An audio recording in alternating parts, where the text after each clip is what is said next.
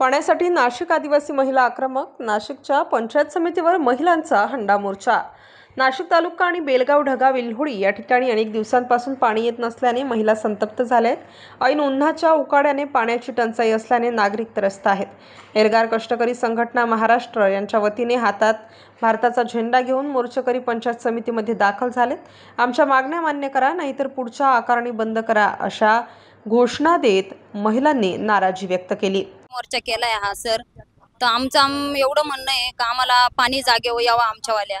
आम्ही काही ते काय म्हणते का 1-1.5 किलोमीटर पाण्यावरती तुम्ही इथून आम्ही तुम्हाला नळ काढून दिले, नळ कलेक्शन केले. आम्हाला हे मान्य नाही. तुम्हाला कसं वाटतंय का तुमच्या दारामध्ये नळ असावा, तुमच्या घराच्या बाहेर नाही जावा? मग आम्ही कवर हे करायचं? आम्हाला पण वाटतं का आमच्या जवळ पण यावं. आमची पण काहीतरी अपेक्षा असेल गरीब दुबळ्यांची. पण असे आमचे हाल करू नका. आम्हाला हे म्हणणं आहे आमच्यावालं. आम्ही रस्ता क्रॉस करून काळजावर दगड ठेवून पाण्याला जातोय आम्ही. आमचे लहान लहान पोरं असताना तर आमचे कधी कधी आम्ही कामाला जातो. पोरांना बी वाटतं का आपले आई वडील दमून खपून येते संध्याकाळी. ते पोरं दुपारी पाणी वाहते. गाड्या थोड्या कमी झाल्या तर पोरं पाण्याला जात्या. 2-3 वेळेस माझी पोरगी उडावली होती रस्त्यावर गाडीवर.